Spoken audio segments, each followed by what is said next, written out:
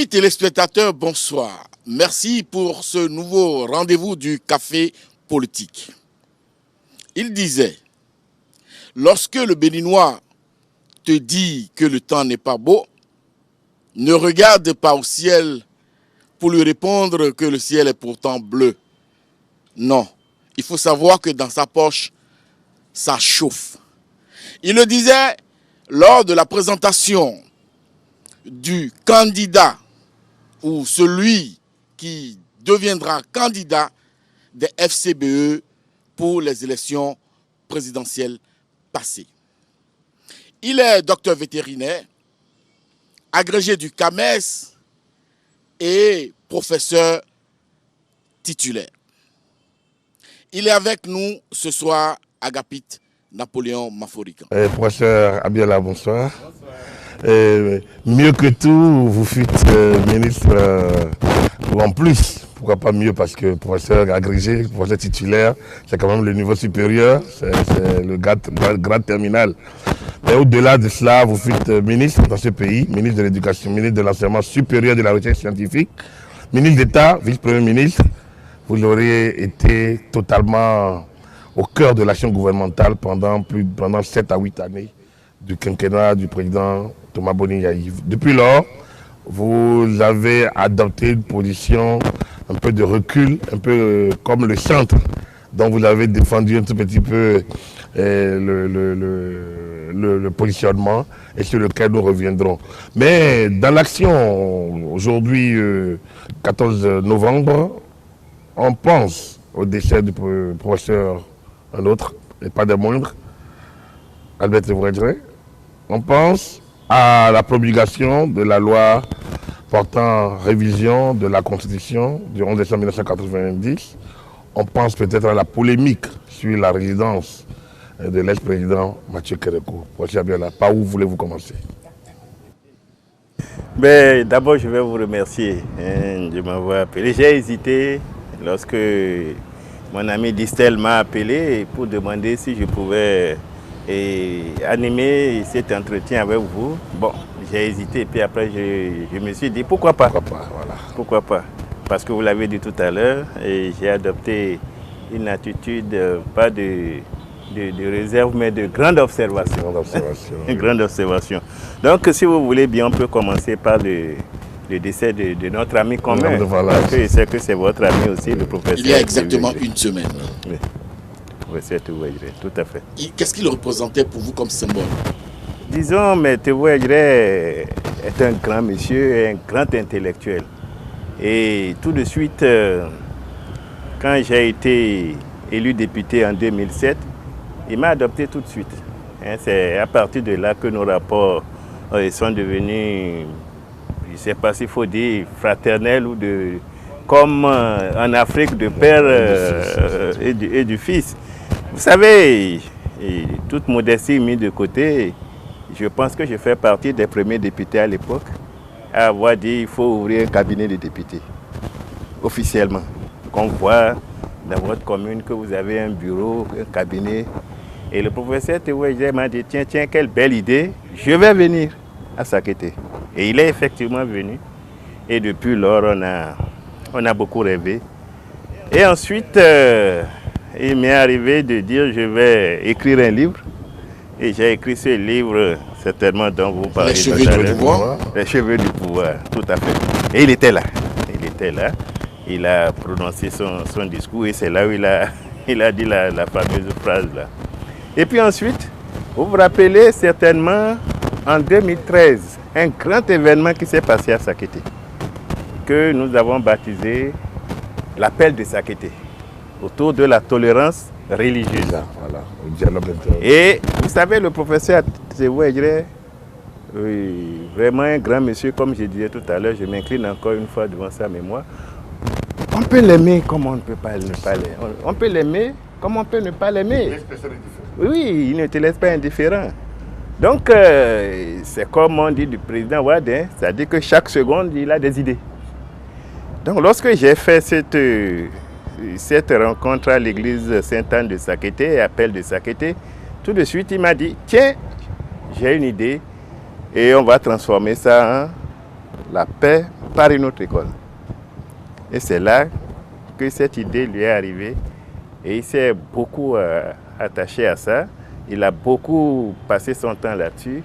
Il a sollicité l'avis du président Boni Yaya à l'époque, qui le lui a donné positivement. Et il s'occupait de ça. Et vous savez, ironie du sort, et nous avons pensé que le 10 novembre, on pouvait fêter avec lui les 90 ans et rappeler ce parcours de l'appel de Sakété. Bon. Ça, on a décidé autrement, Dieu on a décidé autrement, et voilà, Albert Tevoyere est parti. Mais concrètement, professeur Abiola, qu'est-ce qui vous unissait? Est-ce la pratique universitaire? Est-ce le goût de la politique? Ou c'est quoi? Qu'est-ce qui a pris entre vous? C'est les idées de développement. Ça dit que c'est un monsieur qui a eu un parcours exceptionnel. Vous savez, si je ne me trompe pas de date, il a été pour la première fois ministre en 62. En 60 déjà. En 60, il était dans les oui, à la communication. Il était déjà dedans. Regardez depuis ce temps jusqu'à sa mort. Voilà. Mais il a toujours des idées. J'ai même évité, j'ai oublié aussi quand il devait prendre le nom de frère Melchior. C'est moi que le président Yaïboni avait désigné pour aller avec lui à l'UNESCO à Paris. Et donc c'est ces idées. Ces idées. Et lorsque vous êtes soit un intellectuel, soit un homme politique, soit même un père de famille tout court, une mère de famille tout court, vous pouvez prendre les idées du professeur Tevoyere et essayer de faire le discernement.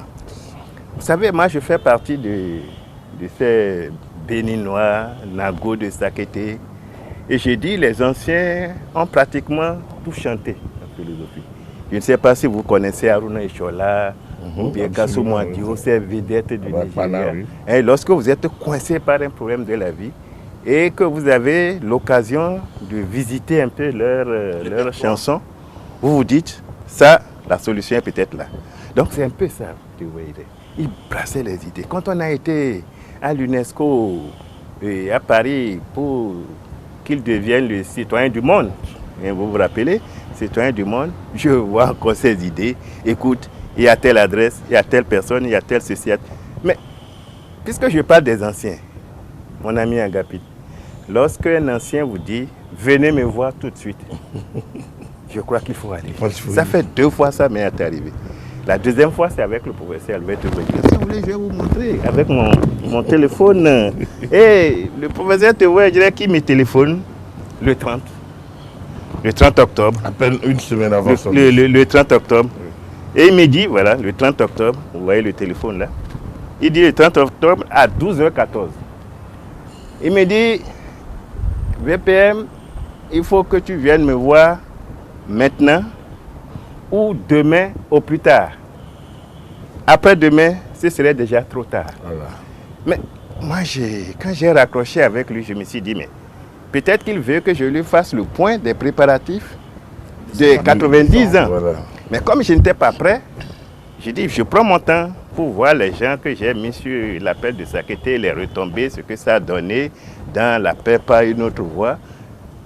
Et le mercredi matin, on lit le WhatsApp.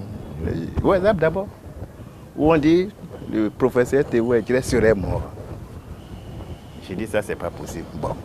Vous savez, lorsque vous apprenez ça, là, oui. Vous avez encore l'espoir. Je ne dis pas désespoir. L'espoir, le dernier espoir pour dire, est-ce que c'est de lui qu'on parle? Est-ce qu'il est vraiment mort? Bon, vraiment, je m'incline encore une fois. Pluie d'éloges depuis une semaine, ça ne cesse, de par le monde, un peu partout. Professeur Abiola, si vous devez énumérer 1 ou 2 défauts du professeur Tevoyere, c'est quand même un homme. C'est un homme. C'est un homme, c'est vrai, les défauts, bon, il en a. Vous savez, je vous racontais encore l'histoire des vedettes de Nago Yoruba, et qui dit, lorsqu'un vieux va avec son enfant à un tribunal de famille, on dit c'est l'enfant. L'enfant, il sait qu'il a raison. Hein? Ça. Et les gens lui disent, bon, l'enfant, voilà ton père. Qu'est-ce qui s'est passé? Il dit, même si mon père a raison, je dirais qu'il a raison. Si mon père a encore tort, je dirais qu'il a raison. Donc, par rapport à M. Tevoyere, il a certainement des défauts. Ces défauts, Et c'est peut-être ça qui lui a valu aussi le nom de renard, parce que quand on dit quelqu'un renard, lui-même il le disait souvent. Hein. Il est trop intelligent. Mais non, il le disait souvent. Moi, il me le disait souvent quand il venait me voir au ministère de l'enseignement supérieur, surtout quand on a commencé avec ce dossier tolérance interreligieuse. Il m'a dit, mais est-ce que vous êtes à l'aise là? Le premier jour, je me pose la question, vous êtes à l'aise avec moi sur ce dossier?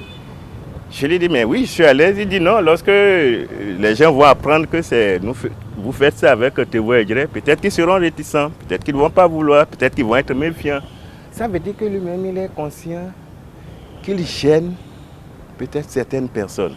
Et on a constaté qu'effectivement, lorsque tu es un homme de vérité, tu ne peux que gêner. C'est clair. Hein, certainement. Ensuite, vous savez, je le disais avec vous en aparté, j'ai dit, peut-être aussi qu'il a été marqué à la fin de ses jours avec cette affaire. Vous savez, cette affaire liée à la fondation. À la fondation, et Cardinal Gantin. Et lorsque vous voyez quelqu'un qui je ne l'ai pas vu depuis lors, hein, mais j'aurais pu en parler lorsqu'il m'a dit viens aujourd'hui, demain, au plus tard demain, après-demain, ce serait trop tard. Peut-être que si j'avais été, je lui aurais posé des questions dessus. Je suis sûr que ça l'a marqué. Ça l'a marqué. Donc c'est peut-être un défaut aussi pour ceux qui... je cherche mes mots. Est-ce que je peux dire on lui a collé ça ou c'est la réalité? Je n'en sais rien.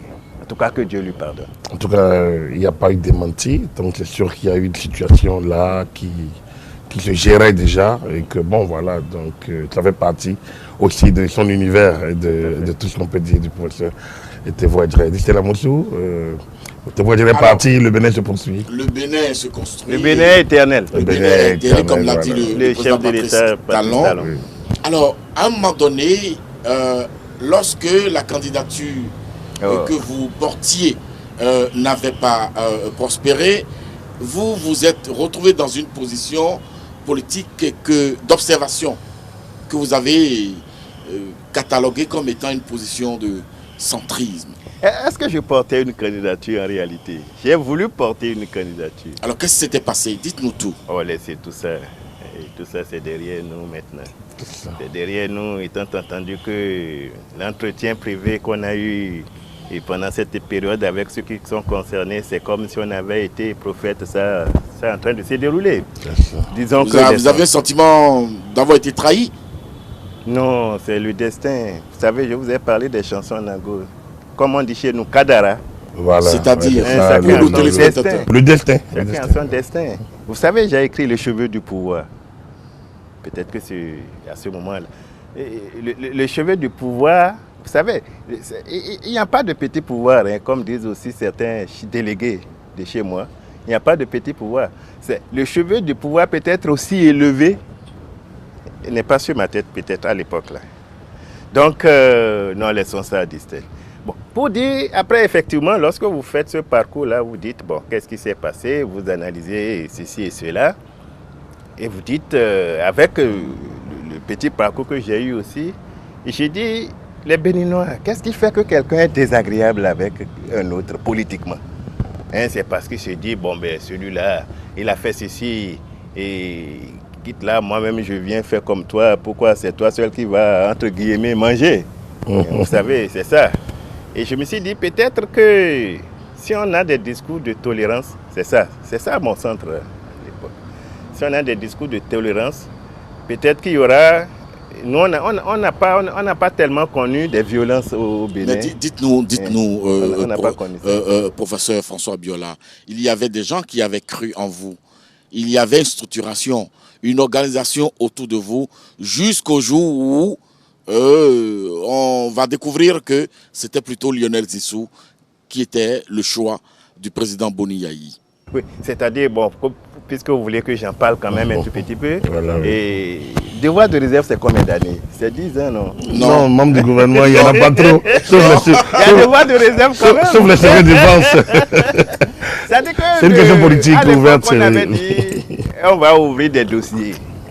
Dossiers de candidature. Primaire. Non, est-ce que c'est primaire? Puisque primaire, c'est des votes primaires. Disons dossier de candidature. Ceux qui veulent être candidats pour être portés par FCB donc à se manifester. Et le président Boni Yaya a désigné lui-même ceux qui vont regarder les dossiers et les classer. Bon, lorsque cette commission a travaillé, ils ont positionné 2 personnes, dont une qui était nettement devant, pour dire c'est cette personne-là qui va porter les couleurs. C'était qui à l'époque? Oh, l'histoire le dira plus tard. Voilà, donc L'histoire tu veux mon regard, suivez mon regard, mais l'histoire le dira plus tard. Et donc, lorsque on a eu ces échos par les gens qui ont présidé cette commission, on s'est dit, bon voilà.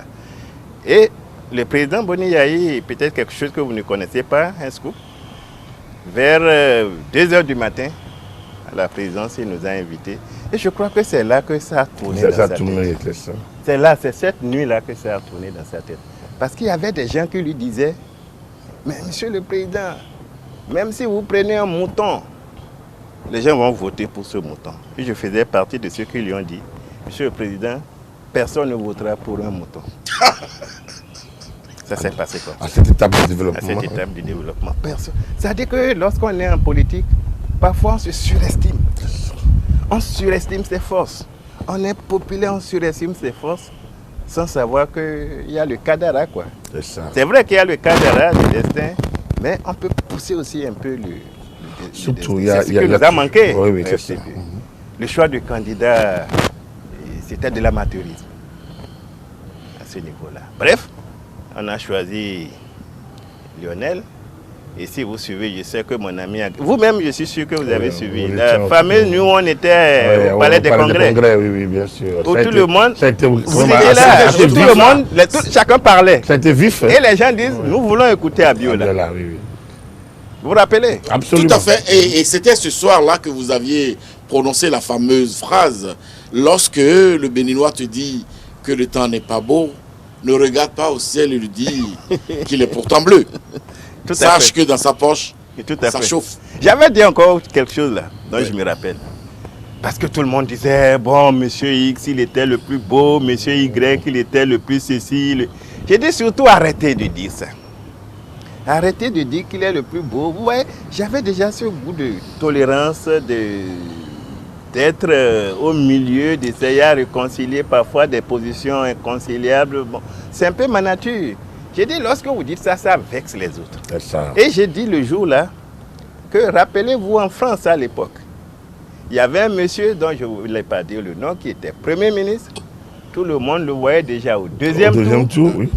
Et patatras, qu'est-ce qui s'est passé? Il n'a même pas mangé le premier tour. Voilà, mais ça. Ironie du sort, voilà. Vous portez peut-être le même prénom. C'est ça. Si vous vous rappelez.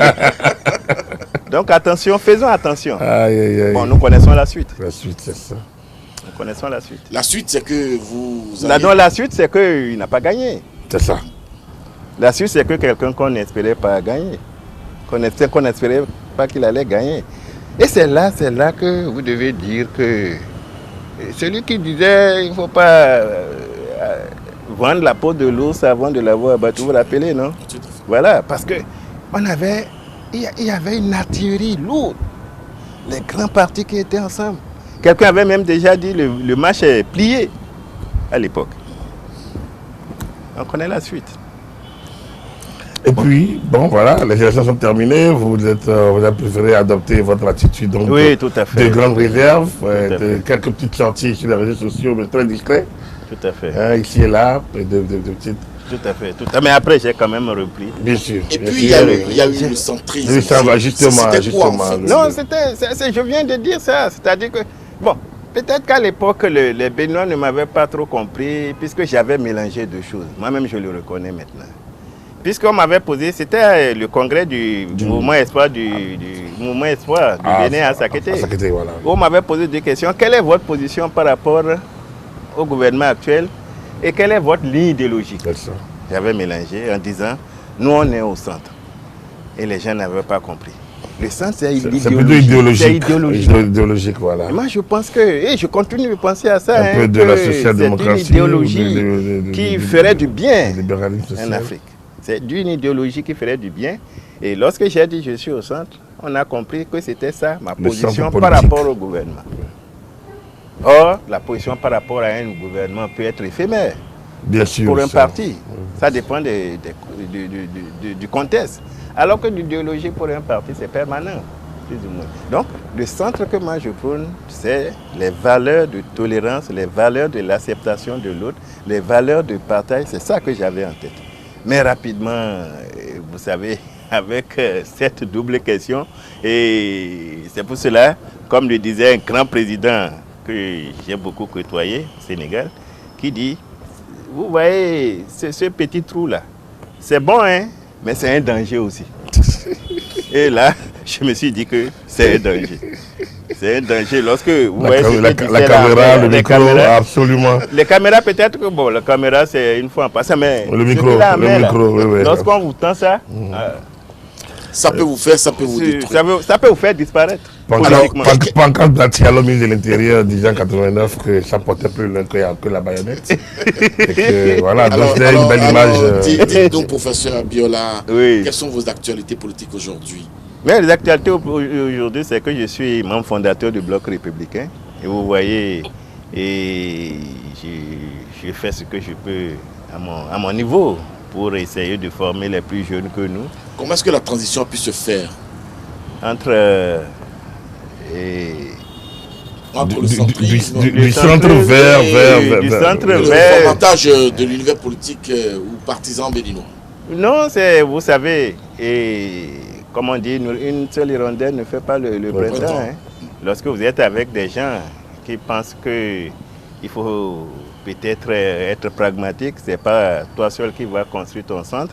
Et ensuite, que pour construire un centre dans le contexte encore actuel, il faut beaucoup d'argent. Absolument. Hein? Pour exister, il faut beaucoup d'argent. Et il vaut mieux que le courant auquel vous pensez. Et parce qu'il ne faut pas voir Abiola. C'est un courant qu'on veut peut-être un jour qui va exister au Bénin de façon claire. Vous avez, même après moi, là, il y a quelqu'un qui a dit parti du centre. J'ai lu ça quelque part. Et même pendant que je prenais le centre, on s'est réunis à Sakété avec 8 mouvements qui ont dit qu'ils voulaient faire du centre. Donc ils ont pensé qu'il faut adhérer à un parti plus fort. Et on était dans cette réflexion quand la réforme du système partisan est arrivée. Et j'ai dit, bon, on va aller, quel que soit là où on va aller, lorsque tout sera stable, lorsqu'on aura le contexte sera favorable, pourquoi pas, on développera notre courant de centre. Quel que soit là où on va aller, est-ce que cela manque de conviction? Non, pas du tout. Voilà un mot au Bénin. Parfois, quand certains écrivent conviction, je me demande même qu'est-ce qu'ils mettent dedans. Ça vaut un sujet de philosophie. De philosophie, carrément. Parce que tout le monde écrit ça, il manque de conviction. Qu'est-ce qu'ils appellent conviction? Alors, quel que soit là où... Non. Qu'est-ce qu'ils appellent conviction? Vous savez, on est en train de construire, disons même 29 ans après la conférence. On est encore en pleine... Oui, absolument. Oui, bien sûr. Monsieur Distel, on est ensemble. J'ai dit, bon, écoutez, et cette expérience que je fais, l'expérience idéologique que je fais avec monsieur Distel, je pense que idéologiquement, ça ne peut pas nous mener loin. Ouais. Si je me sépare de vous, est-ce que c'est parce que je manque de conviction? Non, c'est parce que j'ai ma conviction. Absolument. Vous savez, en Europe, c'est quoi? En Europe et ailleurs, hein, les vraies démocraties auxquelles nous rêvons, les gens se quittent à cause des idées. Oui, bien sûr, surtout. Ils se quittent à cause... Oh, ici, on se quitte pourquoi? On se quitte à cause de l'argent. On peut se quitter à cause d'une ordonnance que tu n'as pas pu ordonner pour quelqu'un, pour un militant. Oui, bien sûr.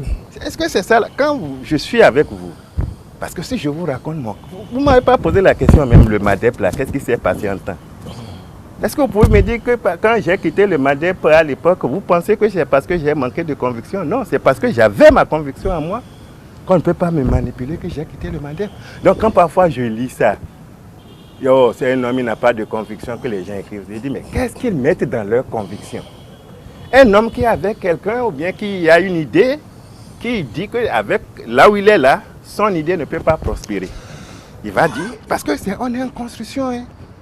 On est en construction de démocratie. Et moi, c'est pour cela que je suis content de cette réforme du système partisan.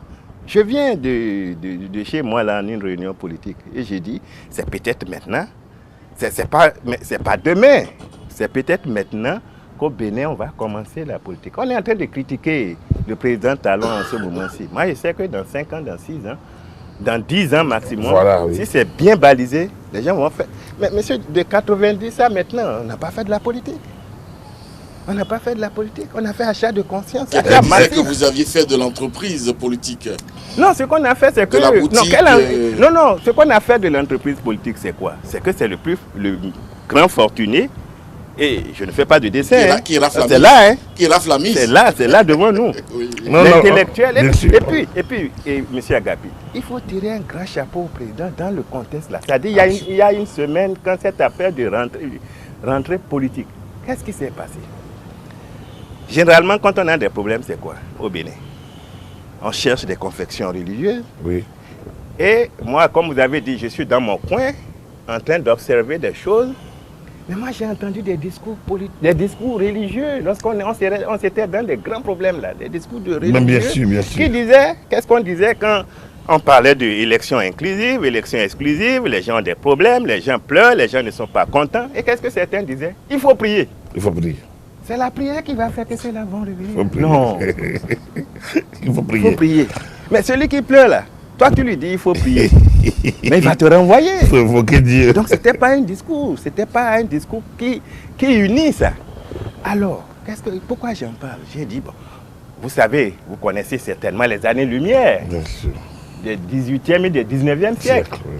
Les années-lumière, les grands de l'époque là, les Galilée, les Voltaire, tous ces gens-là et j'en passe, qui se sont battus à l'époque quand c'est le catholicisme qui dirigeait, qui avait le pouvoir. Carrément le pouvoir, oui. Mais ces gens-là se sont battus contre ceux-là et c'est ce qu'on appelle passer les les années-lumière. Voilà. Galilée au risque de sa vie. Pourtant, elle tournait. Attendez, pour nous faire avoir la liberté de penser, la liberté de conscience qui a débouché en 1905 sur la loi, sur la laïcité. Vous voyez, quand on parle au Bénin, on dit, bon, le côté laïcité n'est pas... Vous pensez qu'on fait de la laïcité au Bénin, là? On est vraiment dans la laïcité. Donc, ce que le président Talon a fait, à mon avis, entre autres, politiquement, bien sûr, pour les jeunes gens, pour la suite, c'est qu'il a laissé tout ça. Et c'est comme s'il il s'est inspiré des années-lumière. Il est parti chercher des intellectuels. Il respecte la laïcité. Et il dit, réfléchissez-moi à cette question. Moi, j'ai été voir les professeurs, puisque j'étais à l'ouverture de la rentrée politique. J'ai dit, mon cher ami, j'étais là, j'ai pris les deux ensemble. J'ai dit, le président Talon nous donne une opportunité de jouer notre partition comme les philosophes des années-lumière ont joué leur partition. Tous les universitaires, tous les intellectuels ont les yeux rivés sur vous. Je vous dis, bonne chance et que vous ayez le courage de votre opinion dans cette situation-là. Mais moi j'ai dit bravo. Bravo pour ça. Donc nous sommes en train de nous construire là.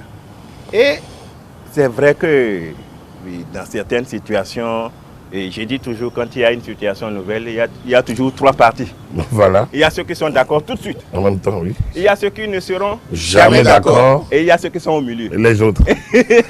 Pour mettre ceux qui sont d'accord et ceux qui ne seront pas d'accord. Les autres. Pour les mettre, et les autres. Oui, les autres. Voilà, ils sont au milieu. Donc, et pour parler comme le professeur, enfin pas le professeur, le patriarche Bruno Amoussou, il y aura aussi certainement les spectateurs joyeux. Oh, dans ce... Bon, peut-être ils font les spectateurs joyeux quand ils sont dehors, mais quand ils sont dans leur chambre, il faut aller entendre ce qu'ils disent dans leur chambre. Absolument. Et ils n'hésitent pas à sauter pieds joyeux à l'intérieur. Alors, nous allons profiter de cette petite parenthèse pour parler de l'étape MADEP dans votre parcours politique. Oui, c'était une étape. Ça dit que avec le MADEP, c'était au moment où les partis était un peu régionalisé avec des Manitou. Moi, mon premier parti, c'est l'UDS, Union pour la démocratie et la solidarité, qui avait été créé par Maman Damoundiaye. Je peux dire que c'est Maman Damoundiaye qui m'a dit, j'étais à l'école inter-État à Dakar, oui, qui m'a dit, non, pour des raisons que je ne veux pas évoquer ici maintenant, on fait la politique. Damoundiaye, Mathurin Nago, Lafia Sakai, ainsi de suite, j'en passe. Et après, on a dit, bon, mettons-nous ensemble. Je suis allé ensemble, on est allé avec eux. Et je ne vais pas dire le reste. Bref. Après, il y a eu l'appel du plateau. Bref. En 2008, bon, Oui. on a fait les élections législatives en 2007. Vous connaissez l'histoire. J'étais dernier, j'étais troisième sur la liste. Absolument, avec Et le puis, MADEP, Fagbon était en dans prison. l'opposition, Et, presque, oui. et oui, ADD à l'époque. Oui. Et je suis passé député. Le président Yahi Boni a dit, bon, j'ai besoin d'Abiola pour rentrer dans le gouvernement. Ce que j'ai bien cuisiné avec Fagbon, bien cuisiné avec lui. Je ne vais pas rentrer dans les détails. Donc, je rentre au gouvernement avec la bénédiction de ce monsieur. Après une nuit, là, ils sont partis faire bureau politique pour dire que nous, on est partis en aventure. Opération kamikaze. Mais monsieur Distel, après on me dit non, on ne dit rien, ça c'est de la politique. Je dis mais comment ça? Vous allez continuer à rester si c'est vous? Alors que je venais de l'école inter-État de Dakar avec mes étudiants qui sont dispersés un peu partout en Afrique. Là, on m'a dit, mais c'est qui ce monsieur-là? Il ne nous a pas habitués à ça. C'est pour cela que je suis parti du Mali. Maintenant, vous pouvez dire qu'il n'y a pas de conviction ou que j'ai de conviction. Ça, c'est votre affaire. Si on vous fait ce jeu-là, qu'on a cuisiné ensemble, on a tout préparé. Le président Yahi Boni est là. Hein. Bien sûr. Il y a 4 personnes qui étaient au courant de tout. 4. Je vous ai déjà cité. Le président Yahi Boni, moi-même, Fagbon, non, il n'était pas au courant. Ah bon. Il n'était pas très au courant. Personam, Keitadia. Voilà, ok, voilà. Agia, pas complètement. Ok. Bon. Donc, on cuisine ça avec Fagbon au centre de cette affaire-là. Moi, j'ai été fait 24 heures à Paris pour ça. Ça, je vous fais des scoops aujourd'hui. 24 heures à Paris pour demander son avis réel. Et vous rentrez au gouvernement. Et après, il dit au père, je ne suis pas au courant. Agapit. Vous continuez à... on parle de conviction, vous continuez à rester dedans. Surtout à ce niveau de... Oui, mon niveau là, intellectuel, là, avec les étudiants partout, je vous ai passé quelques éléments de mon parcours, vous avez vu certainement, vous avez vu le nombre de mes médailles là. Comme disait quelqu'un un jour à l'Assemblée, il dit, mais toi, tu es multimédaillé. Hein, si tu mets tout ça là, c'est la quincaillerie. Donc, vous allez accepter ça. Donc, mais il faut quand même rendre hommage au président Fagbon dans ce dossier-là. Dans ce dossier, vous ne l'avez jamais entendu. C'est vrai, il n'a pas pris. Est-ce qu'il a critiqué, vous avez vu Fagbon un jour critiquer officiellement cette affaire-là? Parce qu'on dit souvent que c'est ceux qui ne savent pas qui font du bruit. Abiola a trahi, Abiola n'a pas de conviction. Bon, comme le bon Dieu m'a permis aussi de savoir regarder comme un mouton à des moments donnés, c'est maintenant que j'en parle. Et alors, j'ai dit, mais il n'est même pas au courant de ce qu'il dit là. Fagbon n'a jamais pipé mot officiellement de cette affaire-là. Peut-être que, je sais que même avec ma sortie là, il ne va rien dire parce qu'il sait que c'est la vérité. Donc, quand les gens vous écrivent vos convictions là, vous leur demandez, parce que vous avez à voir là, dit que le professeur Abiola, il est passé sur le plateau, mais bien tu sûr, dis mais que bien Y n'a pas de conviction. On parle de quoi? Tu as vu quelqu'un qui l'a corrompu, il a acheté, il a donné l'argent. Peut-être s'il parle de ça, je suis d'accord. Ok, voilà. Mais si c'est pour ces idées qu'on est en train de construire, des partis que nous sommes en train de construire. Mais je parle de bloc républicain, Voilà, oui. M. Agapit. C'est né il n'y a pas longtemps. Il n'y a pas longtemps, oui. Mais et je parle de l'Union progressiste. C'est ça, non? Oui, oui. L'autre parti. C'est né également il n'y a pas longtemps. Mais vous entendez des gens quitter, on a fermé ça, ça ne fait même pas encore un an. Mais bien sûr. Et vous voyez des gens qui quittent là-bas pour aller ici, qui quittent ici pour aller là-bas. Mais on va avoir cette instabilité-là pendant un moment. Absolument. Jusqu'au... Moi, je serais d'accord s'ils quittent pour leurs idées. Mais si c'est parce que Distel a plus d'argent que moi qu'ils passent, parce que qu'est-ce qu'on observe maintenant? On dit on fait du porte-à-porte. On fait la politique. C'est ça, c'est contre tout ça là que le code électoral veut se battre, contre ça qu'on veut se battre. Bien sûr. Mais toi, ce que tu dis depuis 6 mois là, la campagne que tu fais dans ton village depuis 2 ans là, quelqu'un vient la veille, porte à porte, avec sa valise. Et rafle la mise. Et après, quand on commence à compter à 19h là, Tu te demandes... tu dis, mais tel bureau là, c'est quoi? Tu dis, mais où est-ce qu'ils ont vu celui-là? On dit, mais on l'a vu hier nuit. Toi, on te demande seulement si tu n'as pas donné, l'autre a donné. Et il est passé. Quelqu'un qu'on n'a jamais vu. Alors, donc, il était question de refondre vraiment. Non, il faut de refondre. Reformer le système Il faut refondre. Je ne sais pas combien de temps encore on aura cette instabilité des gens. Mais vous voyez, le bloc républicain va aller en congrès. Et le 16, Voilà, oui. le 16, puisqu'on est le 14, Oui. le 16, ils vont aller au congrès. Et les Et transactions sont déjà... il y a deux. Voilà. Non, il y a deux communications. Voilà. Le thème principal, c'est la jeunesse et les femmes. Il y a deux communicateurs. Et on m'a gratifié le privilège de faire une communication sur comment on mobilise les militants. Comment on peut préparer les militants à l'assaut d'un électorat. Tout ça, là, on va le dire. En tout cas, tout ça, moi, je vais le dire. Donc, et le Bénin, nous sommes contents de... Mais vous n'avez pas dit un mot sur l'exportation. Il y a la communication, mais après... Ça, c'est un coup. Ça, c'est le cuisine interne. Alors, donc, Ça, c'est un coup. la réforme du système partisan a généré des crises d'humeur au sein de certaines classes politiques. Tout à fait. Ce qui a conduit le président Patrice Talon à inviter les acteurs politiques à un dialogue politique. Oui. Et ce dialogue nous a amené à la révision de la constitution de notre pays, laquelle loi a été, donc, dont la constitutionnalité a été validée il y a une semaine par la Cour constitutionnelle. Est-ce que vous pensez que nous sommes sur le bon chemin? Vous savez, lorsque les députés ont voté cette révision dans la nuit du 31 au 1er, le message que moi j'ai envoyé sur un forum du Bloc républicain, j'ai écrit « Le mythe est tombé ». C'est ça. Le mythe est tombé. D'une constitution emmurée dans du marbre, oui. Le mythe est tombé d'abord. Le mythe est tombé. Pourquoi? Parce qu'on écrit une constitution pour régler un peu le management d'un pays. Ce qui s'est passé en 90. On est loin. Le président Kérékou, le général paix à son âme, disait d'ailleurs que cette constitution avait été taillée à sa mesure. Oui, tout à fait. Ça, c'est les années. Je vous ai parlé de la chef de M. Séguin. Exactement. La chef de M. Séguin a vu qu'elle s'est baladée partout et que maintenant, conviction ou pas conviction, il faut revoir autre chose. Il faut revoir autre chose. Donc cette constitution ne peut pas être figée. Il y a des pays où c'est figé, on prend l'exemple des pays où c'est figé. Mais il y a des pays où on change, je ne sais pas, en France, même dans les pays africains, le Sénégal. Mais Charles de Gaulle a changé, même la France qui est notre référence, mais 4 ans après, on a changé. Mais ça dit que le problème du Béninois, quand vous regardez le premier parti qui a été fait au Bénin, au Dahomey en 1945, le PDU. L'UPD, 1945. Oui, l'UPD. Lorsque on devait envoyer des représentants pour les l'Assemblée constituante. Voilà, M. Agapi. Non, ils étaient ensemble.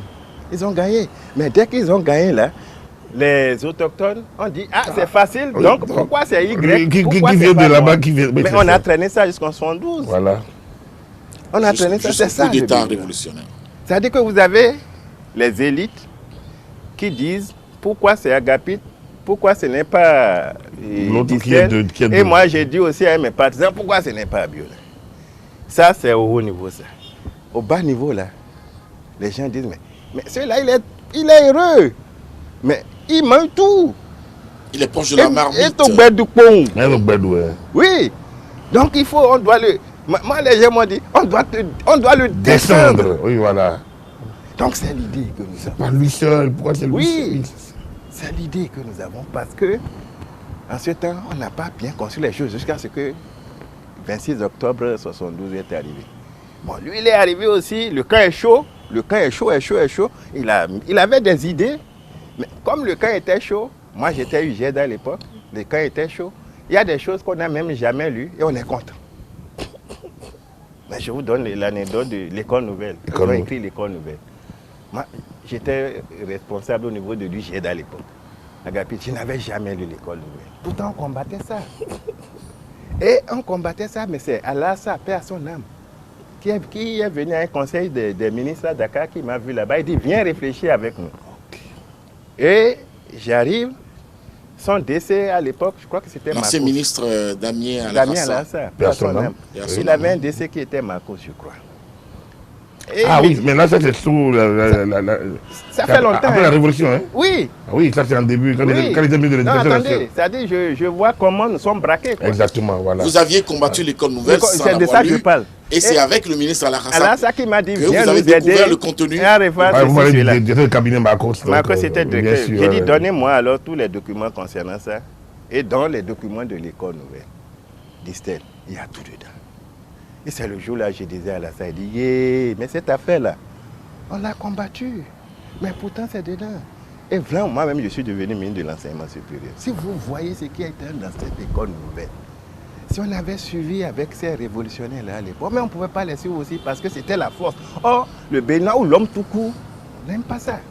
C'est peut-être le péché aussi qu'on fait en ce moment-ci. On a des idées. Moi, je me suis toujours senti fier d'avoir fait cette école nouvelle parce que c'est un bon produit. Non, suis fier. Si vous lisez les idées là. Unité de production, c'était franchement vous beaucoup voyez, d'idées. Et si je fais parallèle avec ça maintenant, au Bénin, on a dit depuis le renouveau démocratique, on a eu des alternances régulièrement. Vous pensez que c'est ça la démocratie? C'est parce qu'on change de président qu'on est en démocratie?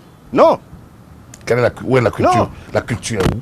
Non, c'était, on a changé. 90, 91, oui. Et le président Soglo, le président Kérékou, le président Yahi Boni. C'est un principe fondamental du système démocratique. C'est l'organisation régulière des élections. On a l'organisation régulière des élections. Mais pour moi, ça ne veut pas dire qu'on est en démocratie, que chacun vote parce qu'il pense que c'est sûr. Mais on vote toujours contre quelqu'un. C'est ça.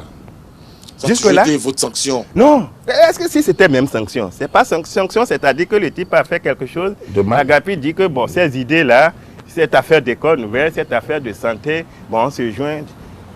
Le président Kérékou, et d'abord Soglo. Les gens ont dit non, il doit pas. On est parti le chercher, hein. Conférence nationale, on a voté pour lui. 96, oui. Et au cours de son mandat, il y a eu, bon, paix à l'âme de paix à l'âme de témoin.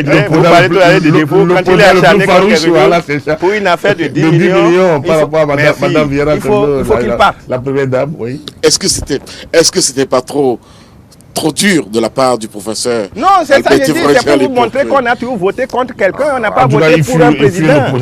On a voté contre quelqu'un au Bénin. Ça peut être avec Joseph Nyolofou. C'est peut-être le président Soglo même qui n'a pas su comprendre également qu'il avait besoin. Mais après, ils sont devenus des amis, non? Mais j'ai entendu que lorsqu'il présentait ses condoléances à la radio en direct, il a fondu en larmes. Ça veut dire qu'après, l'amitié, la fraternité est venue. Très proche en fait. Oui. Ça veut dire que pour ça, là, on a... Bon, bref. Ensuite, lui s'en va. Soglo s'en va. Kérékou vient. 96, oui. On dit aussi, lui, il doit partir. Corruption générale. Oui. Bon, il a quand même fait. Et après, Yahi Boni est venu. En plein là aussi, on dit, il doit partir. Talon là maintenant, on fait résistance. Il n'a même pas fait une année. Il n'a même pas fait la moitié. Même une année. Ce qu'il a dit, il doit partir. Il doit partir. Et monsieur Dissel, au moins là, je ne sais pas si vous pouvez me dire, en tout cas, même si vous ne me dites pas ça, quand vous allez pas dire, Abiola, il dit quand même vrai à ce niveau. On a toujours voté contre. Et moi, je dis, il faut absolument rompre ce cercle. Et le système, pourquoi aussi? Parce que vous avez des candidats qui viennent pas du milieu. Qui ne sont pas du milieu politique. Voilà. Qui arrivent, et c'est quand ils arrivent maintenant qu'ils vont chercher les députés des autres. Bon, conviction ou pas conviction. On débauche. Non, ils ne débauchent pas. Si je dis ça là, ils vont me flasher dès le lendemain. Non, ils ne débauchent même pas. Amis téléspectateurs, amis de la chaîne de l'excellence, nous amorçons la descente de cette émission. Non, ils ne débauchent même pas, parce qu'il dit qu'on est en train de construire ceci. Voilà, c'est ça. Ils n'ont pas de parti, donc il faut créer la majorité. Bon, ensuite, et c'est quand le nouveau président là vient, que lui aussi va créer son parti. Exact. Et le parti qui ne va pas vivre quand il va partir. Et entre autres, nous avions eu l'anecdote de la biche et la rivière avec la présidente Roselyne Vieira-Soglo. Oui, dites-moi, monsieur Dissel, à quel moment vous voulez qu'on construise l'opposition et la mouvance avec tout ce que je viens de dire? Donc, c'est l'intérêt majeur de cette réforme de ces partisans. Oui. Alors, donc vous percevez aujourd'hui une nécessité d'apprendre à la jeunesse le militantisme. Non, apprendre d'abord à nous-mêmes. Ah oui. Est-ce que nous-mêmes on connaît? En fait, il faut enseigner par l'exemple. Nous-mêmes, oui, par exemple. C'est de ça que je parle. Nous-mêmes d'abord. Je donne tout ce cheminement-là pour dire que c'est le contexte qui demande ça. Et que maintenant, c'est ça. Moi, je parle à mes frères là. La réforme du système partisan. S'il y a des choses qui ne sont pas porte dedans là, il faut que nous corrigions cela. Parce que c'est la voie pour que nous fassions de la politique. C'est la voie pour que le président puisse venir d'un parti. Et vous allez voir qu'il y aura opposition, il y aura mouvance. Parce que celui qui va sortir du rang d'un parti, il porte les idées du parti. Du rang d'un parti, qui doit traduire un projet pour le pays. Tout à fait. Quand vous êtes dans un système où quelqu'un qui n'a peut-être qui n'a aucun parti, il a peut-être ses ressources financières. Et des courants vont même se développer au sein des partis politiques. Mais c'est hier. Regardez, je sais que vous constatez une partie pour la Constitution, on va quand même dire un mot. On parle de l'histoire des femmes, là, Christelle. En réalité, la discrimination positive. Non, moi, ça je ne dirais pas que ça me... Je ne suis pas satisfait quand on dit qu'on doit aller toucher une constitution pour... C'est vrai, qui paie le plus, paie le moins. Bien sûr. On a touché, mais on n'avait pas besoin. C'est des partis qui présentent pour les élections législatives. Non? Pourquoi ces partis-là ne pouvaient pas dire, moi, je mets des femmes? Oui, nos partis ont développé une certaine misogynie non, exacerbée. Exacerbée. Non, mais avec un bémol que même en Europe, les partis préfèrent payer des amendes pour ne pas présenter les femmes. Donc c'est un mal généralisé presque. C'est vrai qu'il peut le payer. Maintenant, c'est constitutionnalisé. Mais on pouvait déjà faire ça. Nous, au niveau du bloc républicain, on a essayé pour les élections du 28 avril. Comme le temps passe, monsieur le Premier ministre, Portia Biola, vous êtes à quelques jours, donc de 2 jours carrément de votre congrès du bloc républicain. La rentrée politique. La rentrée politique, voilà. Dites, la création, et là nous sommes dans la révision de la Constitution, dans la nouvelle, on est dans la Constitution révisée, puisqu'elle a déjà presque une réalité. Non, moi j'ai lu le test des juristes là. C'est la loi 2019 qui révise la loi de 1990 portant révision de la Constitution. Exactement. Ils ont mis tous ces détails là, c'est pas pour rien. Non, c'est l'intitulé. Bref, nous disons, on prend le raccourci. On a révisé la Constitution. En fait, l'intitulé de la loi c'est 2019-40. Et la révision a été déclarée conforme à la Constitution. Révision de la loi. Oui, 2019-40, du 31 ou bien du 1er novembre 2019, portant révision de la loi 90-032 voilà. du 11 décembre 1990. C'est le titre. En fait, c'est l'intitulé de la loi. Mais nous disons révision. Mais nous, on dit la Constitution révisée. Oui. Pas la nouvelle Constitution. Parce que la confusion, c'est qu'on n'a pas une nouvelle Constitution. C'est peut-être pourquoi ils ont mis toutes ces précisions. Absolument. C'est pour que, comme disent les juristes également, afin que nul n'en ignore. Professeur Biola, la création du poste de vice-président a fait couler beaucoup d'encre, beaucoup de salive. Beaucoup se posent toujours la question de son opportunité. Vous qui avez été vice-premier ministre. Même au sein de la majorité. Dites-nous, effectivement, vous avez tutoyé, vous êtes resté pratiquement à une position de ministre d'État, pratiquement assurant l'intervention de l'État en son absence. Dites-nous, est-ce qu'on avait besoin de cela? Pourquoi n'aurait-on pas, comme disent beaucoup, laissé le président de l'Assemblée nationale assurer l'intérim en cas de vacances pour assurer le reste du mandat du président de la République tout court, pour reprendre les positions de certaines... Non, on ne pouvait pas. Voilà. On ne pouvait pas, honnêtement. Moi, je pense qu'on ne pouvait pas. Pourquoi? Parce qu'on dit on fait des élections générales. On fait des élections générales, on coupe les élections. Mais imaginez, lorsqu'il y a un problème, que c'est le vice-président qui est là, la charpente reste. Mais imaginez-vous, parce que dans la Constitution de 1990, c'est le président de l'Assemblée nationale qui fait un temps et qui organise de nouvelles élections. Ça met tout. Ça bouleverse tout. C'est vrai.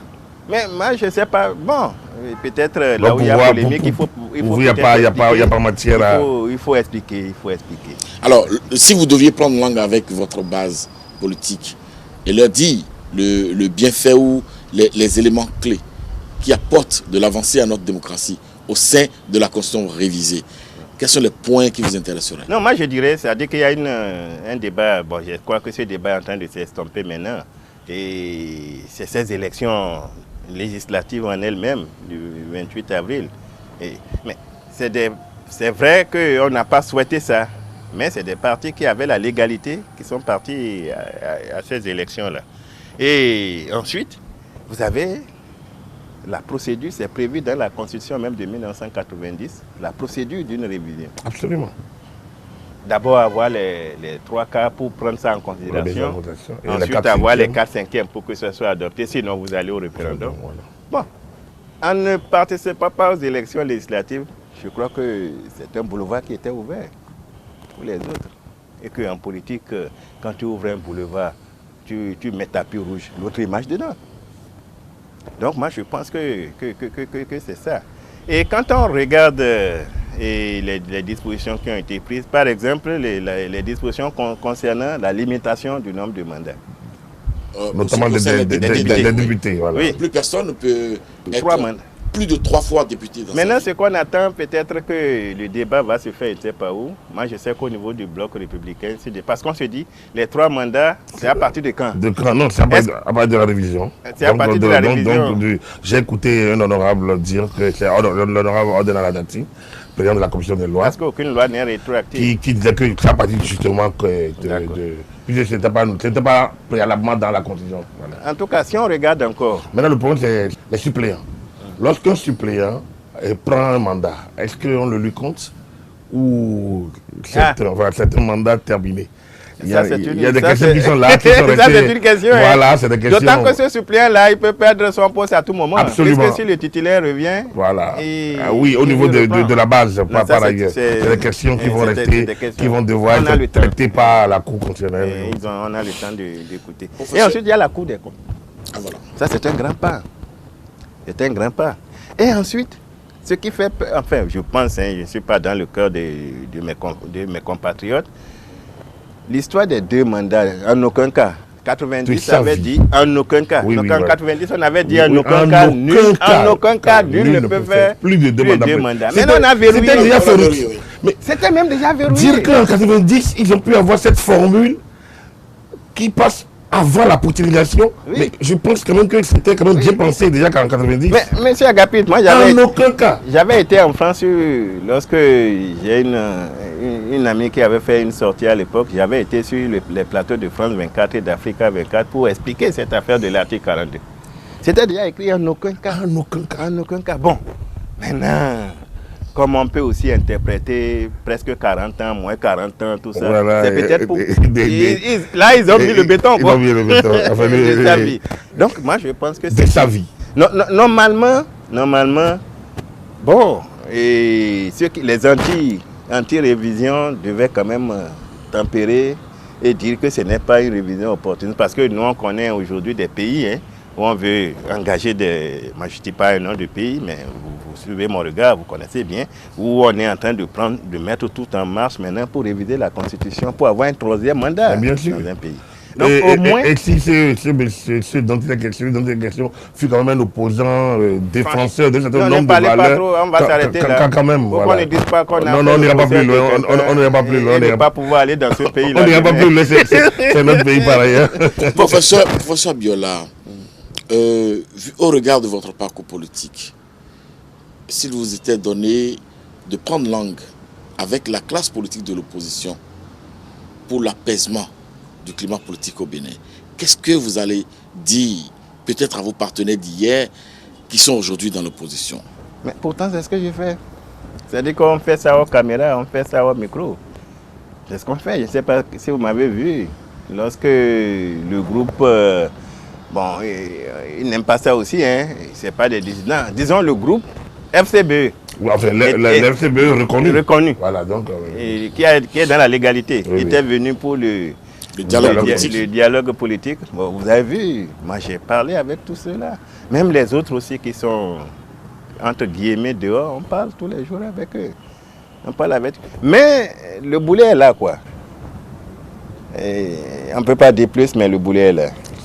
Mesdames, Mesdemoiselles, Messieurs, amis de Café Politique, ça va être bientôt la fin de ce café.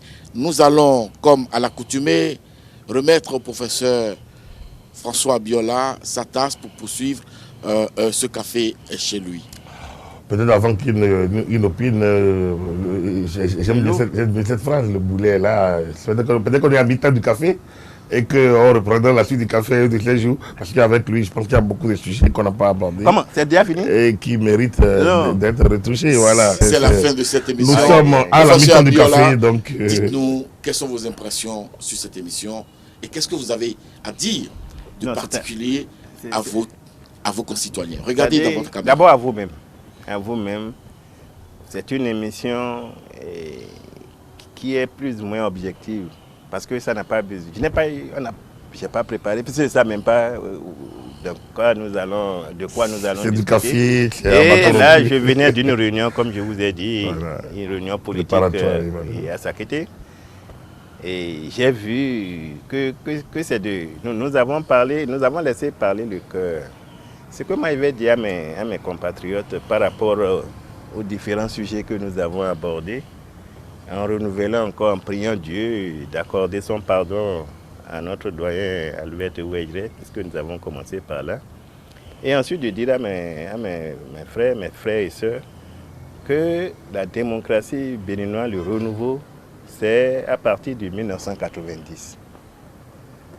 Nous avons écrit un texte à partir de 1990, un texte qui répondait au contexte de 72 à 90. Le contexte de la chèvre Séguin. C'est là que nous avons écrit ça. Mais une fois que la chèvre Séguin est partie se balader et a vu les limites de sa balade, c'est quand même normal qu'on puisse se réasseoir. Absolument. Pour dire, nous allons faire autrement. C'est vrai qu'on a dit, c'est pas consensuel, c'est comme ça, c'est exact. Mais à un moment donné, il va falloir que nous enlevons le mythe autour de ce test, ce que nous avons fait. Amis téléspectateurs, merci d'avoir été là. Je voudrais dire un merci particulier à toute l'équipe de production et de réalisation qui nous a accompagnés pour la production de cette émission. Agapit Napoléon Maforican, on se retrouve jeudi prochain. Pour une nouvelle émission.